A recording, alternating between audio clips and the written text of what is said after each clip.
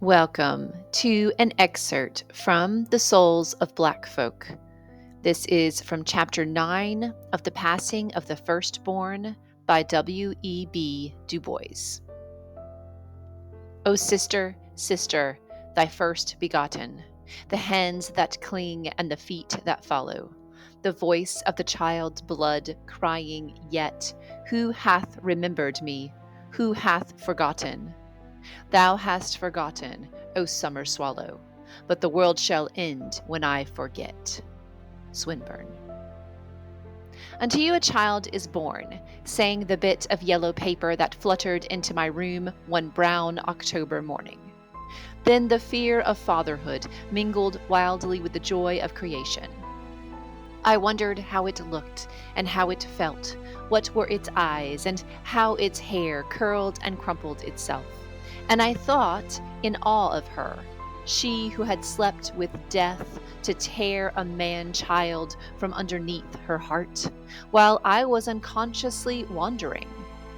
I fled to my wife and child, repeating the while to myself half-wonderingly, wife and child, wife and child.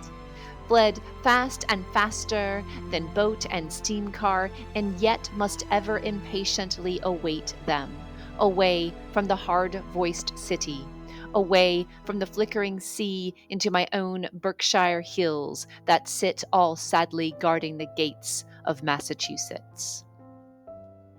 Up the stairs, I ran to the wan mother and whimpering babe, to the sanctuary on whose altar a life at my bidding had offered itself to win life and won. What is this tiny formless thing, this newborn wail from an unknown world, all head and voice? I handled it curiously and watched, perplexed, its winking, breathing, and sneezing. I did not love it then. It seemed a ludicrous thing to love. But her I loved, my girl mother, she whom now I saw unfolding like the glory of the morning, the transfigured woman. Through her, I came to love the wee thing, as it grew strong, as its little soul unfolded itself in twitter and cry and half-formed word, and as its eyes caught the gleam and flash of life. How beautiful he was, with his olive-tinted flesh and dark gold ringlets. His eyes of mingled blue and brown, his perfect little limbs, and the soft, voluptuous roll which the blood of Africa had molded into his features. I held him in my arms after we had sped far away from our southern home, held him, and glanced at the hot red soil of Georgia and the breathless city of 100 hills, and felt a vague unrest. Why was his hair tinted with gold? An evil omen was golden hair in my life. Why had not the brown of his eyes crushed out and killed the blue? For brown were his father's eyes, and his father's father's. And thus in the land of the color line I saw, as it fell across my baby, the shadow of the veil. Within the veil was he born, said I, and there within shall he live, a black man's son. Holding in that little head, bitterly, he unbowed pride of a hunted race, clinging with that tiny dimpled hand, wearily, to a hope not hopeless but unhopeful, and seeing with those bright wondering eyes that peer into my soul, a land whose freedom is to us a mockery and whose liberty a lie. I saw the shadow of the veil as it passed over my baby. I saw the cold city towering above the blood-red land. I held my face beside his little cheek, showed him the star child and the twinkling lights as they began to flash, and stilled with an even song the unvoiced terror of my life. So sturdy and masterful he grew, so filled with bubbling life, so tremulous with the unspoken wisdom of a life but 18 months distant from the all life. We were not far from worshiping this revelation of the divine, my wife and I. Her own life builded and molded itself upon the child. He tinged her every dream and idealized her every effort. No hands but hers must touch and garnish those little limbs. No dress or frill must touch them that had not wearied her fingers. No voice but hers could coax him off to dreamland, and she and he together spoke some soft and unknown tongue, and in it held communion. I, too, mused above his little white bed, saw the strength of my own arm stretch onward through the ages, through the newer strength of his, saw the dream of my black father's stagger a step onward in the wild phantasm of the world, heard in his baby voice the voice of the prophet that was to rise within the veil. And so we dreamed and loved and planned by fall and winter and the full flush of the long southern spring, till the hot winds rolled from the fetid gulf, till the roses shivered and the still stern sun quivered its awful light over the hills of Atlanta. And then one night, the little feet pattered wearily to the wee white bed, and the tiny hands trembled, and a warm flushed face tossed on the pillow, and we knew baby was sick.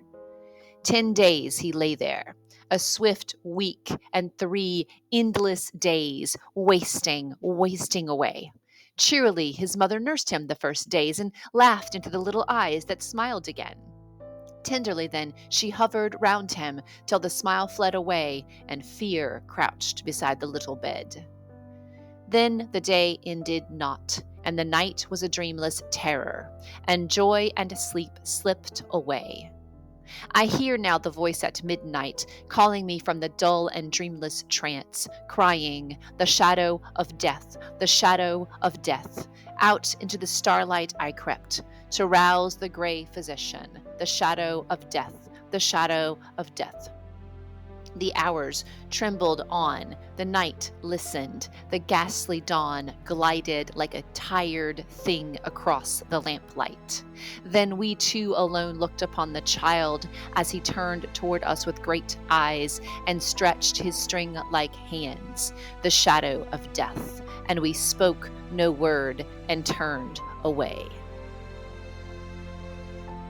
He died at eventide, when the sun lay like a brooding sorrow across the western hills, veiling its face, when the winds spoke not, and the trees, the great green trees he loved, stood motionless. I saw his breath beat quicker and quicker, pause, and then his little soul leapt like a star that travels in the night and left the world of darkness in its train. The day changed not. The same tall trees peeped in at the windows. The same green grass glinted in the setting sun. Only in the chamber of death writhed the world's most piteous thing, a childless mother. I shirk not. I long for work. I plant for a life full of striving. I am no coward to shrink before the rugged rush of the stream, nor even quail before the awful shadow of the veil. But hearken, O death! Is not this my life hard enough? Is not that dull land that stretches its sneering web about me cold enough? Is not all the world beyond these 4 little walls pitiless enough? But that thou must needs enter here, thou, O death! Above my head, the thundering storm beat like a heartless voice, and the crazy forest pulsed with the curses of the weak. But what cared I, within my home beside my wife and baby boy? Wast thou so jealous of one little coin of happiness that thou must needs enter here, thou, O death? A perfect life was his, all joy and love, with tears to make it brighter, sweet as a summer's day beside the Housatonic. The world loved him. The woman kissed his curls, the men looked gravely at his wonderful eyes, and the children hovered and fluttered about him. I can see him now, changing like the sky from sparkling laughter to darkening frowns, and then to wondering thoughtfulness as he watched the world. He knew no color line, poor dear, and the veil, though it shadowed him, had not yet darkened half his sun. He loved the white matron. He loved his black nurse. And in his little world walked souls alone, uncolored and unclothed. I, yea, all men, are larger and purer by the infinite breadth of that one little life. She who, in simple clearness of vision, sees beyond the stars, said when he had flown, he will be happy there. He ever loved beautiful things. And I, far more ignorant and blind by the web of mine unweaving, sat alone, winding words and muttering, if still he be, and he be there, and there be a there, let him be happy, O fate. Blithe was the morning of his burial, with bird and song and sweet smelling flowers. The trees whispered to the grass, but the children sat with hushed faces. And yet it seemed a ghostly, unreal day, the wraith of life. We seemed to rumble in down an unknown street behind a little white bundle of posies and the shadow of a song in our ears. The busy city dinned about us. They did not say much, those pale-faced hurrying men and women. They did not say much. They only glanced and glared.